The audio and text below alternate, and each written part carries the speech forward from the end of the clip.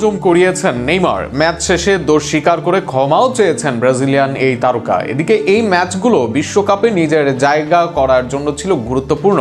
প্রথম ম্যাচে অ্যাসিস্ট পেলেও পরের ম্যাচে দলের বিদায় নেতিবাচক ভূমিকায় রেখেছেন এই তারকা। ফলে আগামী বিশ্বকাপের জন্য মার্চ উইন্ডোতে দলে জায়গা পাওয়া নিয়েও দেখা দিয়েছে শঙ্কা। আরও থাকছে প্রতিবেদন। জাতীয় দলে ফেরার লড়াইয়ে বড় ধাক্কা খেলেন নেইমার।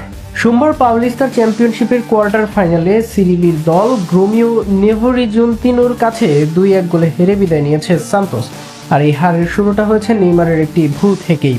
প্রতিপক্ষের মাঠে ম্যাচের প্রথমার্ধের শেষ দিকে রক্ষণভাগে বল হারান নেইমার। সেই সুযোগ কাজে লাগিয়ে রেমোলো গোল করে স্বাগতিকদের এগিয়ে দেন। পিছিয়ে পড়ার পর দ্বিতীয়ার্ধের 20তম মিনিটে গ্যাব্রিয়েল বান্তেপুর গোলে সমতায় ফেরে সান্তোস। তবে যোগ করার সময়ের 6ষ্ঠ মিনিটে লিও নালদের গোলে শেষ হাসি হাসে নেভোরিজন্তিনো।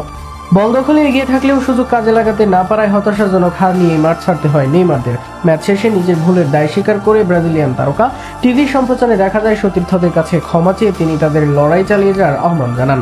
দীর্ঘ চোট কাটিয়ে ফেরা নেইমারের জন্য এটি ছিল নিজেকে প্রমাণের আরও একটি সুযোগ, কিন্তু গুরুত্বপূর্ণ ম্যাচে এমন ভুল তার সমালোচনা আরও বাড়িয়ে দিয়েছে। এরই মধ্যে ব্রাজিলের প্রধান কোচ কার্লো আনচেলোত্তি স্পষ্ট করে জানিয়ে দিয়েছেন, নামের জোরে দলে জায়গা মিলবে না। বিশ্বকাপ দলে ফিরতে হলে ফিটনেস ও পারফরম্যান্স দিয়েই জায়গা নিশ্চিত করতে হবে।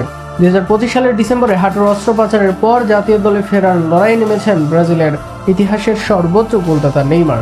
তবে পাউলিস্তার এই পারফরম্যান্স তার সেই স্বপ্নকে কিছুটা হলেও অনিশ্চিত করে তুলেছে।